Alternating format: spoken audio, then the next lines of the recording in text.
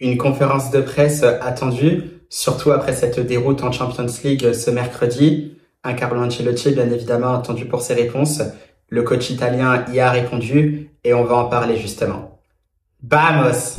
Los Chavales aussi, avant de commencer, petite info pour vous dire que nous sommes un peu plus de 500 sur ma chaîne YouTube à l'heure où je tourne cette vidéo. C'est vrai que ça fait extrêmement plaisir puisque j'ai commencé il y a seulement quelques mois, au mois de janvier. Jamais je n'aurais cru que ça aurait commencé aussi vite avec déjà 500 abonnés 3 mois plus tard. Donc en tout cas, merci pour la force que vous me donnez. N'hésitez pas de continuer à regarder mes vidéos, les liker, les commenter si vous pouvez et les partager. Et pour les nouveaux qui viennent peut-être découvrir mon contenu, j'espère que ça vous plaira. Et si ça vous plaît, je vous invite également à vous connecter, à vous abonner, à liker et partager. Donc, on va passer bien évidemment à la suite. Donc, cette fameuse conférence de presse de Carlo Ancelotti. Donc, comme vous le savez, une conférence de presse qui était extrêmement attendue, surtout avec les rumeurs qu'on a entendues après cette défaite face à Arsenal et surtout cette élimination de la Champions League au stade des quarts de finale. Voilà, une élimination qui n'était pas arrivée depuis longtemps pour le Real Madrid à ce stade de la compétition. Donc, c'est un peu comme un séisme dans le monde du football et aussi pour le Real Madrid, donc que ce soit les joueurs comme tout le club en passant par les supporters. Donc voilà, un Real Madrid finalement qui est assez victime de sa non-réaction justement sur tout le long de la saison, qui n'a pas réussi à modifier les choses et ça s'est ressenti. Et bien évidemment, des fois, il y a un coupable. Si c'est vrai qu'on a beaucoup parlé de Kylian Mbappé au niveau des médias, c'est vrai que Carlo Ancelotti aussi est souvent pointé du doigt pour notamment ses tactiques en tant que coach. Et justement, voilà, son avenir est remis en question. Il y a eu plein de rumeurs et justement, le coach italien y a répondu. Alors, ce qu'il faut savoir, c'est vrai que Carlo Ancelotti, moi, je l'ai senti plutôt serein, comme à son habitude, finalement, lorsqu'il est en conférence de presse ou lorsqu'on discute avec lui. Donc, comme je disais, il répondait aux questions. Il y a bien évidemment ces rumeurs, donc par rapport à un éventuel départ, des rumeurs aussi comme quoi il serait en conflit actuellement avec le Real Madrid. Le coach italien a démenti tout de suite ces possibilités de conflit, tout simplement qu'il n'y en avait aucun. C'est vrai que par moments, je le sens aussi un peu détaché, Carlo Ancelotti. Ça s'est vu puisqu'apparemment, on l'aurait senti peut-être un peu détaché, un peu plus silencieux lors des dernières séances d'entraînement. Donc, ce qui peut-être conduirait à un éventuel départ, tout en sachant qu'il y a aussi ces rumeurs qui poussent pour un nouveau coach pour le Real Madrid. Alors, bien sûr, on parle de Xabi Alonso, coach du Bayer Leverkusen, Jürgen Klopp, ancien coach de Liverpool, actuellement à la retraite. Ce sont les deux noms qui circulent un peu pour être coach du Real Madrid à partir de la saison prochaine. Moi, j'ai peut-être une préférence aussi par rapport au futur coach du Real Madrid, si jamais Carlo Ancelotti est emmené à partir du Real Madrid. Vous d'ailleurs, effectivement, si vous avez une préférence aussi entre Jürgen Klopp et Xabi Alonso, n'hésitez pas à le dire en commentaire. C'est toujours un plaisir de pouvoir débattre là-dessus. Dans tous les cas, voilà, c'est un Carlo Ancelotti qu'on sentait quand même un peu détaché avec cette réponse. Puis il continue, puisqu'il y a aussi ces rumeurs aussi qui parlent d'un éventuel prise de fonction pour la Seleção, donc la sélection brésilienne qui est en énorme difficulté depuis quelques années maintenant et qui a besoin de quelqu'un pour redresser la barre de cette nation. Donc voilà, c'est un Carlo Ancelotti pour l'instant qui n'a pas forcément répondu. Il a plutôt détourné justement, il a plutôt botté en touche tout simplement en disant qu'il attendait justement que cette saison se termine et puis il y aura des discussions. Donc c'est pour ça que son avenir finalement est un peu flou tout en sachant que je le sens un peu détaché. Donc c'est vrai que c'est un peu plus parti pour un éventuel départ du coach italien à la fin de la saison. Pareil aussi, puisque le plus important finalement, ça reste ce match face à l'Athletic Bilbao. Et c'est ça qui est aussi un peu dommage, c'est que finalement on n'a pas forcément parlé de cette confrontation face aux Basques. Pourtant les Basques qui est une très belle équipe, qui fait partie tout simplement des meilleures équipes européennes cette saison. Donc du côté de l'Europa League notamment, puisque c'est une équipe de Bilbao qui est en demi-finale de la Ligue Europa, qui a réussi évidemment à se qualifier. Ils sont 4e de la Liga aussi, comme je l'avais présenté dans ma vidéo précédente pour le débrief d'avant-match de ce Real Madrid Bilbao. Un Bilbao qui se présentera aussi avec de très bons joueurs, avec quasiment des valeurs sûres de cette Liga, en passant par les frères Williams, Sunset, Berenguer et j'en passe. Une équipe très cohérente avec un très bon coach aussi, Valverde. Donc voilà, c'est une équipe de Bilbao qu'il faudra ne pas prendre à la légère. Et justement, je trouvais ça dommage qu'on n'ait pas beaucoup parlé de cela dans cette conférence de presse. Mais Carlo Ancelotti, c'est vrai, a quand même tenu à féliciter cette belle équipe de Bilbao pour la saison formidable qu'elle est en train de réaliser. Et bien évidemment, il mérite mérite aussi de se qualifier pour la prochaine Ligue des Champions.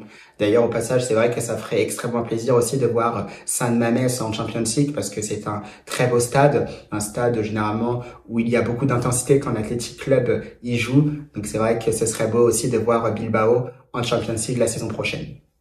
Donc voilà, Carlo Ancelotti ne s'est pas forcément trop étalé sur ce sujet-là. Donc pour ce match face à Bilbao, comme je le disais, il félicitait cette équipe pour ce qu'il a réalisé cette saison. Une équipe, bien évidemment, comme il a dit, qu'il faudra respecter, qu'il faudra prendre aussi très au sérieux parce que la moindre déconvenue ne sera pas permise pour le Real Madrid.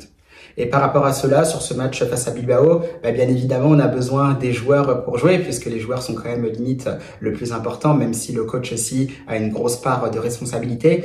Donc voilà, et il y avait cette question justement qui se posait à Carlo Ancelotti, savoir justement si les joueurs s'étaient un peu détachés de lui, donc notamment par rapport à son discours, est-ce qu'il pouvait donner davantage à Carlo Ancelotti. Et c'est vrai que le coach italien a été un peu évasif, je dirais, puisque tout simplement il disait que la seule chose qu'il pouvait faire, c'est de remercier les joueurs. Donc il n'y a pas forcément de réponse claire en disant oui, les joueurs peuvent donner plus par rapport justement à ce qu'il essaye de mettre en place. Même si c'est vrai, on peut dire aussi qu'il n'y a pas forcément de tactique de la part de Carlo Ancelotti. Ça, je veux bien l'entendre, puisque notamment sur cette saison, il n'y avait pas forcément de fond de jeu. Donc oui, cette question posée par les journalistes était tout simplement légitime d'être posée, et Carlo Ancelotti, comme vous l'avez vu, ne répondait pas vraiment à la question. Encore une fois, il bottait un peu en touche en disant que il pouvait seulement dire merci à tous ses joueurs.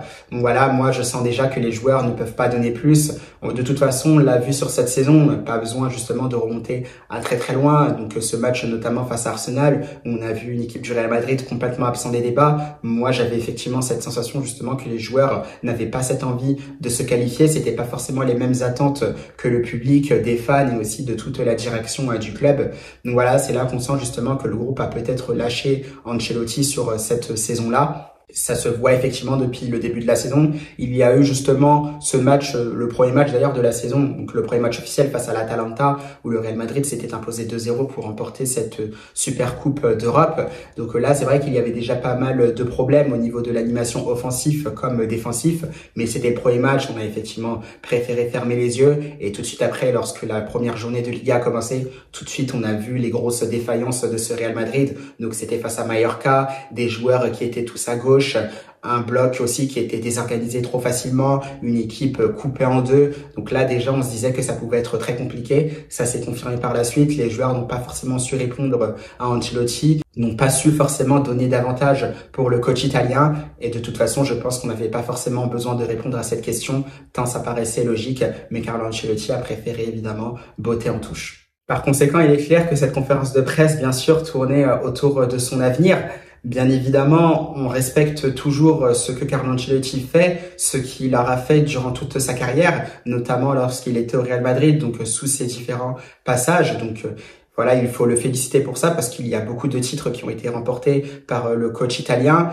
Et on lui demandait s'il y avait quelque chose justement qui le dérangeait par rapport à tout ce qui circulait comme info, comme rumeur. Eh bien, c'était tout simplement qu'on osait remettre en question ce Real Madrid qui a quand même gagné une trentaine de titres sur les 11 dernières années, ce qui est énorme. Je ne sais pas s'il y a beaucoup de clubs qui font beaucoup plus en Europe. Si vous en avez qui en font beaucoup plus, je vous invite aussi à me le dire en commentaire. C'est toujours un plaisir d'avoir beaucoup plus d'infos. Donc voilà, sur ça, Carlo Ancelotti un peu déçu, un peu vexé aussi qu'on remettre tout en question. Et ça, c'est vrai. C'est pour ça, d'ailleurs, aussi, vous pouvez aller sur mon profil TikTok, notamment, ou sur mon profil YouTube au niveau des shirts. J'avais justement un extrait où je disais que on avait effectivement le bénéfice du doute pour Vinicius Junior. Rater des saisons, ça arrivait même aux meilleurs joueurs. Et après, ils arrivaient souvent à bien rebondir les saisons d'après. Donc c'est pour ça, par moment, j'ai l'impression qu'on remet aussi un peu tout en question beaucoup trop facilement, alors que finalement, c'est une saison qui a été ratée. Ce sont des choses qui arrivent. Un Real Madrid qui ne va pas en demi-finale pour peut-être la première fois depuis quelques années. Donc je crois que c'était notamment 2019 et 2020 consécutivement. Le Real Madrid n'avait pas passé la barre des huitièmes de finale. Sinon, ça allait toujours effectivement en demi-finale. Si vous saviez le nombre de clubs, justement le nombre de grands clubs aussi qui aimeraient aller en demi-finale quasiment à chaque fois et pouvoir gagner cette Ligue des Champions une fois sur 3, voire une fois sur 2, ce qui est énorme. Je pense qu'il y en a beaucoup. Donc c'est vrai que par moment, je pense qu'on est peut-être un peu dur avec ce Real Madrid, voilà, qui a échoué sur cette saison. Même si c'est vrai, il y a peut-être des choses à remettre en question, notamment peut-être au niveau de la direction, au niveau du recrutement. On n'est pas là pour dire, bien sûr, que Kylian Mbappé aurait dû ou n'aurait pas dû venir au Real Madrid, mais c'est vrai qu'il manquait peut-être certains profils au milieu de terrain et peut-être en défense, sans remettre en question évidemment l'arrivée de Kylian Mbappé, parce que pour moi ça reste autre chose au niveau du secteur offensif, bien qu'évidemment il y aurait pu y avoir des joueurs comme Erling Haaland ou Harry Kane qui auraient pu signer au Real Madrid.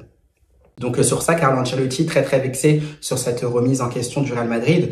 Donc comme je vous l'ai dit, je viens de l'énumérer et je le comprends aussi pourquoi il est vexé, parce que c'est vrai que le nombre de titres que le Real Madrid a glané sur ces dernières années, c'est tout simplement phénoménal. Beaucoup de clubs enviaient justement le Real Madrid pour sa réussite, pour sa méthode, pour gérer les affaires. Ils ont un peu déconné, il faut le dire clairement, sur le dernier mercato. On espère justement qu'ils sauront justement se remettre la tête à l'endroit pour refonctionner comme ils le faisaient auparavant. Donc c'est clair que c'est une conférence de presse de Carlo Ancelotti qui reste un peu évasif au niveau de la conclusion, puisqu'on ne sait pas forcément de quoi sera fait l'avenir du coach italien. On ne sait pas d'ailleurs s'il participera à la première Coupe du Monde des clubs de l'histoire en tant que coach du Real Madrid, puisqu'apparemment ce serait un peu finalement une nouvelle saison qui commencerait. Comme il le disait, il y aura des discussions justement avec les dirigeants madrilènes. Donc tout ça, ce sera à voir. D'ailleurs, vous pourrez me dire aussi en commentaire si vous voulez voir ou non Carlo Ancelotti à la tête de cette équipe pour la prochaine Coupe du Monde des clubs. Vous pouvez y répondre en commentaire. Dans tous les cas, c'est un Carlo Ancelotti aussi qui a discuté avec les dirigeants, avec son équipe, donc avec tous les joueurs de la plantilla, donc de l'effectif madrilène après cette élimination face à Arsenal. Selon lui, ils iraient tous vers la même direction, donc qu'ils auraient les mêmes objectifs.